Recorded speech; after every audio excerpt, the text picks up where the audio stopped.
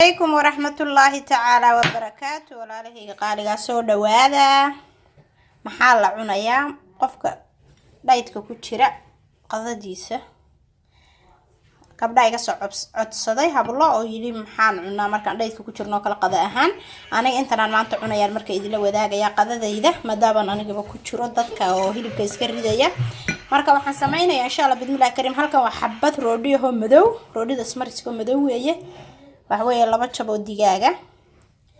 iyo inta wax yar kaabasha igu heliya xabad barbarooniya laba jabo barbarooniya kala noocan ku soo jarjaray markuu kaabashku bislaaday aan dabka ka qaaday intaas aad marka cunaysaa haddii rabto halkan waxa ku bedelan kartaa wax yar oo bariiska madow ah ama aan buulad ama digir qof bas uu yaqaan oo kale intaas aad cunaysaa insha Allah bismillaah karim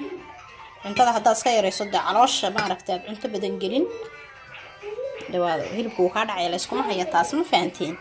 marka soo dhawaada walaalahay inta yar baan idin la wadaagay markaan soo sameystan soo diyaarsaday ayaan igu soo dhacday inaan idin la wadaago sababta habla iga socodsido yiri noo soo geel qadada maxaan cunaynaa cashadana waa idin soo sheegaa marar hore badanna waa soo gashay video YouTube-kayga dib uga eeg haddana waa idin soo cusboonaysiina insha Allah bismillaah karim. Assalamu alaykum wa rahmatullahi ta'ala wa barakatuh.